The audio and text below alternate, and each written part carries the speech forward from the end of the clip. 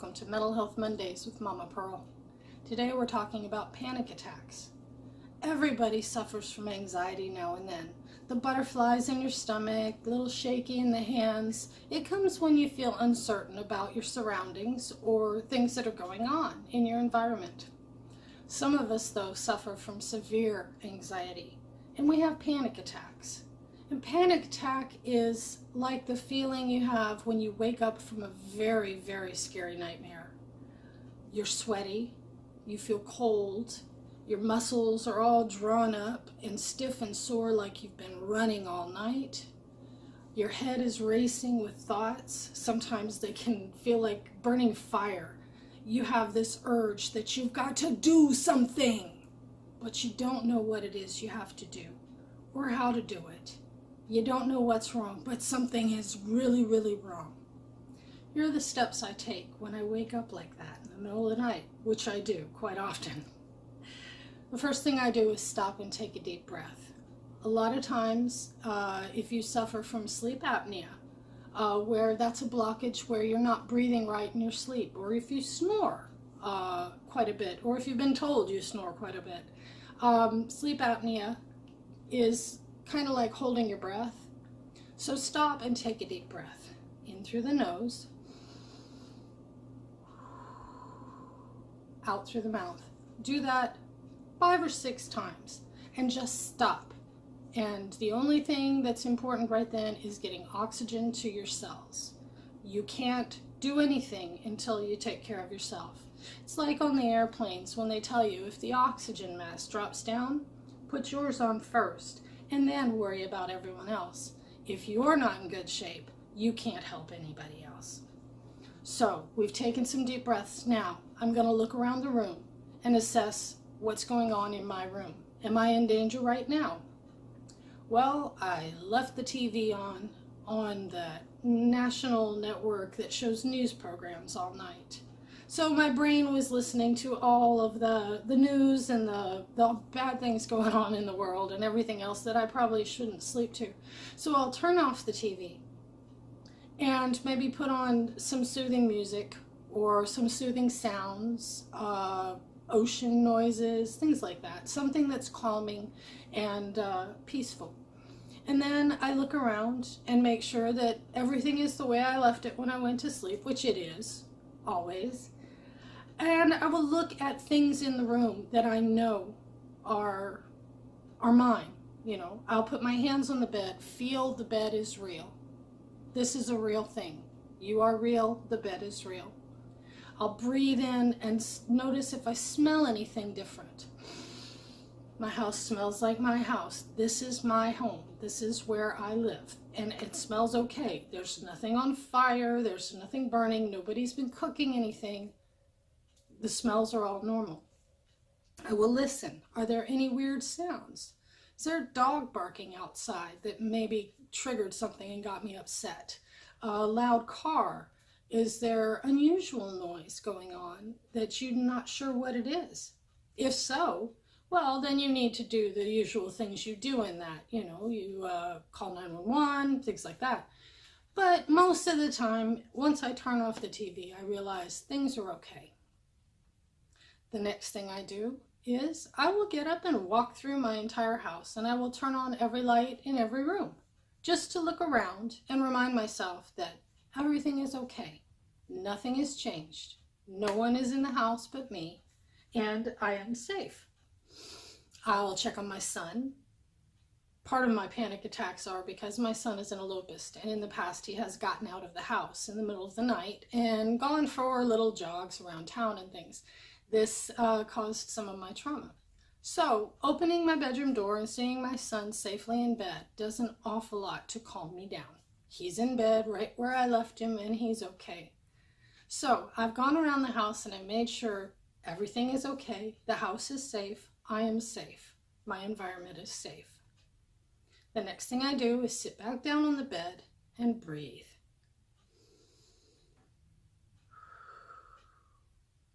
And while I'm breathing, I remind myself that I've checked every door, I've checked every window, I've checked every room. Nothing is going to harm me here. I am safe. This is my safe place. The next thing is I assess my physical situation. Personally, my physical situation. When was the last time I had a glass of water? Water is very important. Water is what helps your nerves carry the impulses in your brain and in your body. So I'll go and get a glass of water. Sometimes I leave one next to the bed just in case. So I drink a glass of water. And then, am I hungry? When was the last time I ate something? Maybe my blood sugar's a little low.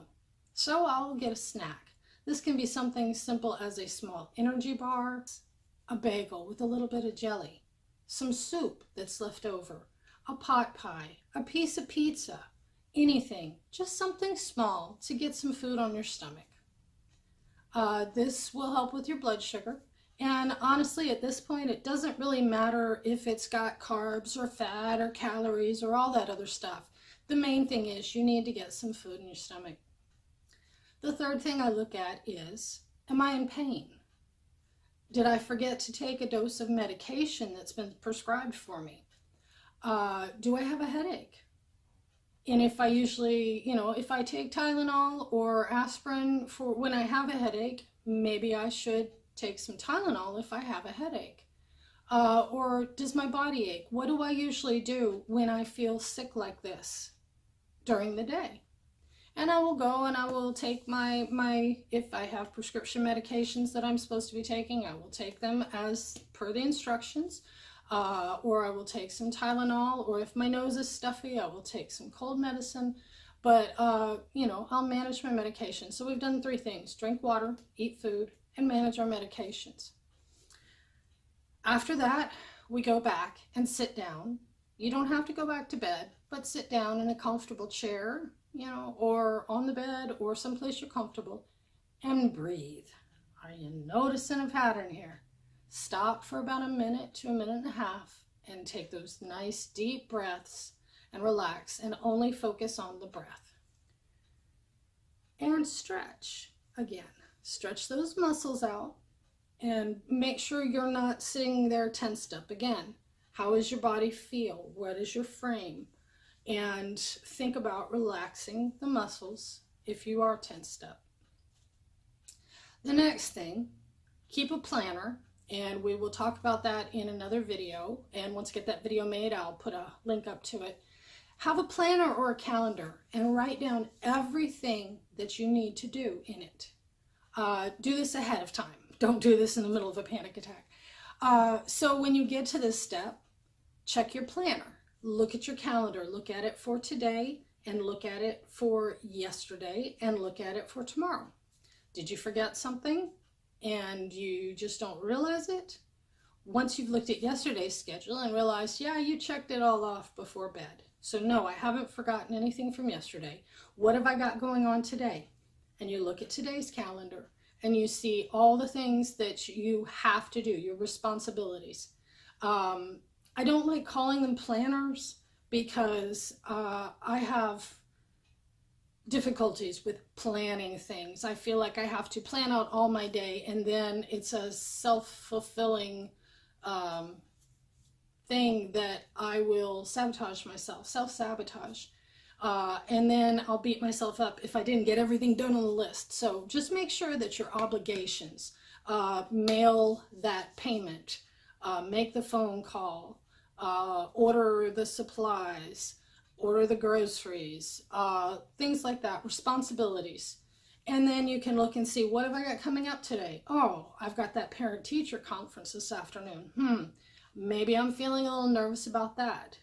Okay, but I can't do anything about those things until the time's listed on the paper.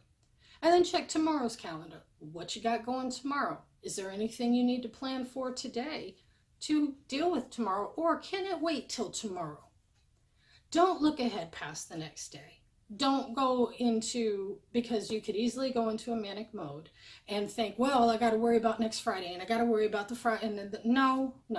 We're only looking at, you've checked off yesterday, you know what's coming today, and you know what's coming tomorrow. That's all you need to know right now. Once you've gotten your calendar, you've looked at your calendar and you've set your mind at ease about your calendar, guess what? You're going to breathe again. Stop. and breathe again. Then I assess, is it daytime or nighttime? My panic attacks mostly happen at night, and I have trouble sleeping. But normal people sleep at night. That's what I tell myself. That may not work for you. So if it's still dark outside, I tell myself, it's still dark outside. You need to go back to bed and try and get a little more sleep. So I'll go and I'll lay back down and I'll try and get comfortable. Don't turn the TV back on. Keep that calm music on. And I will just lay there and do what I call progressive relaxation. And I'll have a video about that up soon. Where you start at the tip of your head and you become aware of the state of your muscles in your body and how it feels. And you talk yourself down into relaxing, falling into a very peaceful place in your mind so that you can get some rest. Because rest will get you back on your feet. If it is morning, and I usually use sunrise as a guide. If the sun is up, then it is daytime and I need to be up and moving. That's personal for me. It may be different for you. For me, if the sun is up, I need to be up.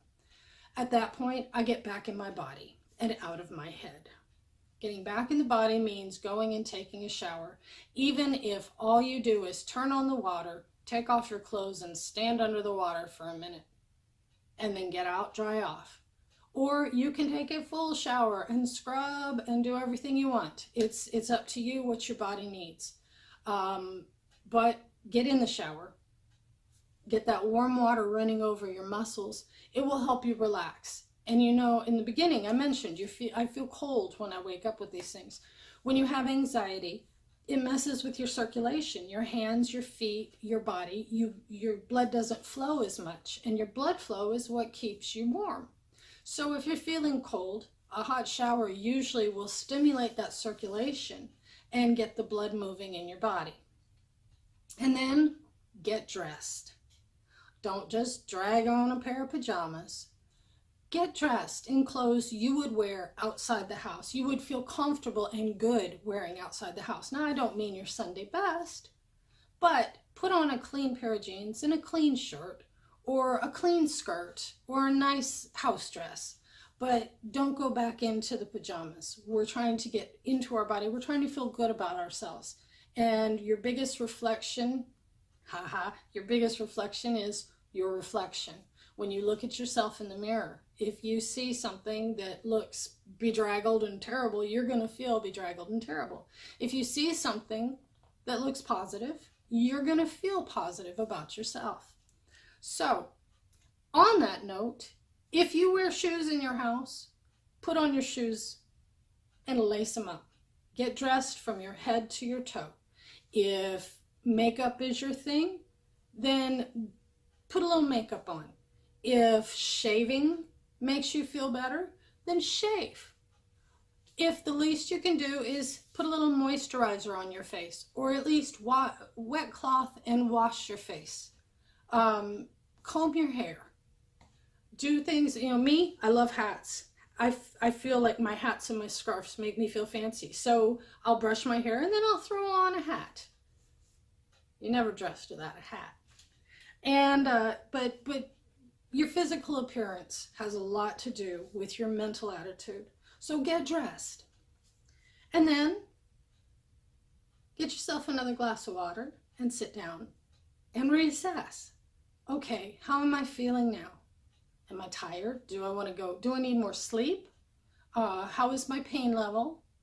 Did the medication help? Or am I really sick? Is there really something wrong here?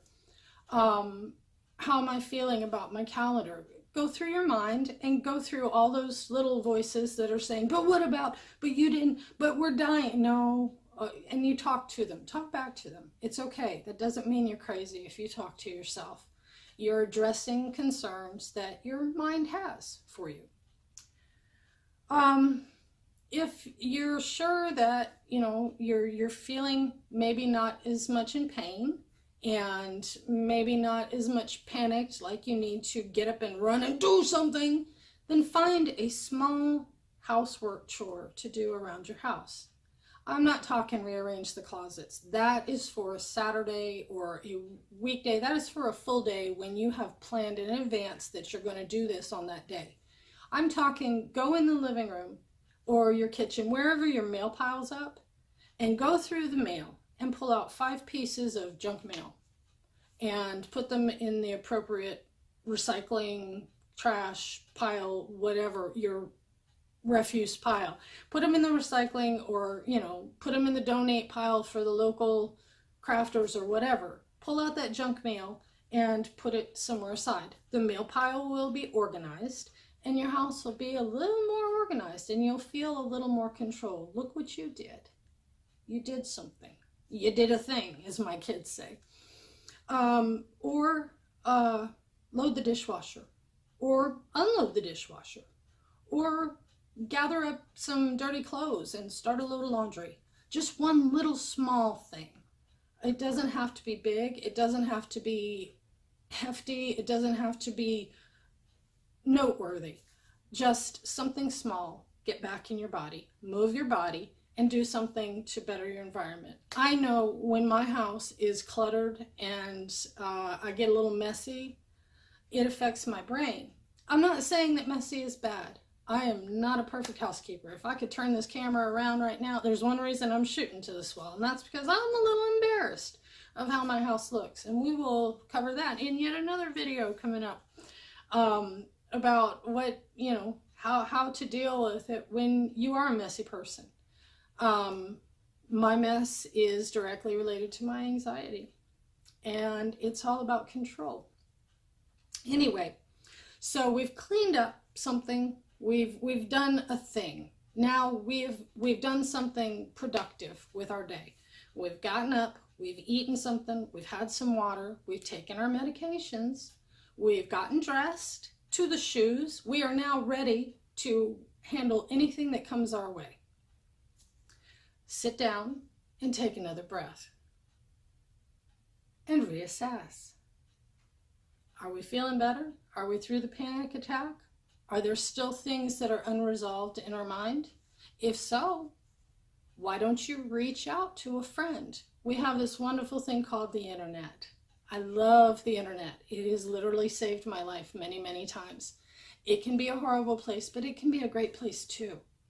What I do is I will send an instant message to one of my kids, and I'll just say, "Good morning.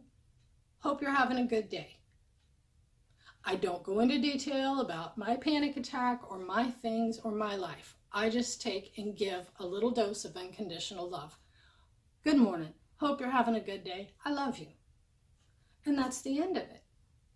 They might message back, but they might still be asleep or at work or have other obligations that they can't deal with. But think how nice it is a couple hours later when I'm involved in something else and you know, not even thinking, and boom, here comes a message back. "I love you. Thank you." You know, little positive messages through the day. I don't seek conversation at that point because usually my brain is not in a good state when I'm in the middle of a panic attack to have a full conversation. But my daughter knows that if she gets a message like that, just send some love back when she can. I'm just reaching out. It's just a touch.